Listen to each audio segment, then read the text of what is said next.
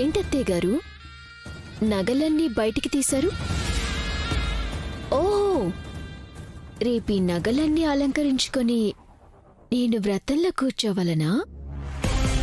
నా కోడలు ఈ నగలన్నీ వేసుకుని మహాలక్ష్మిలాగా వ్రతంలో కూర్చోవాలని. మీ కోడలా?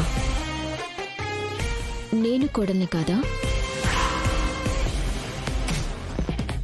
మా రోహిత్తో తాళి కట్టించుకున్నంత మాత్రాన నువ్వు ఈ ఇంటి కోడలైపోతావని ఎలా అనుకున్నావనన్యా?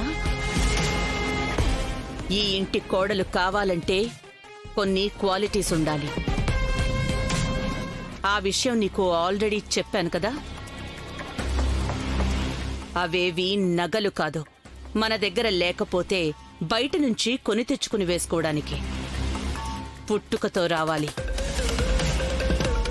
నీ మాటలకి పడిపోవడానికి నేను మీ అత్తగారిని కాదు. మన ఇంటి దీపమే కదా అని ముద్దు పెట్టుకున్నావు అనుకో, మూతి కాలుతుంది. అలాగే అత్తయ్య గారు, మీరు చెప్పినట్టు నా మూతే కాలుతుందో మీ ఇంటి దీపంతో మీ ఇల్లే తగలబడిపోతుందో చూస్తారుగా.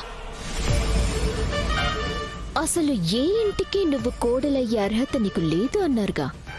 ఏ ఇంటికో ఏంటి, డైరెక్ట్గా ఈ ఇంటికే కోడలిగా వచ్చాను.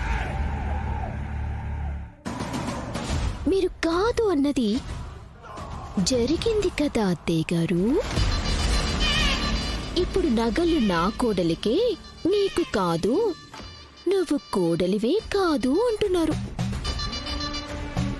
ఏమో, రేపు ఈ నగలే నా మెడలోకొస్తాయేమో.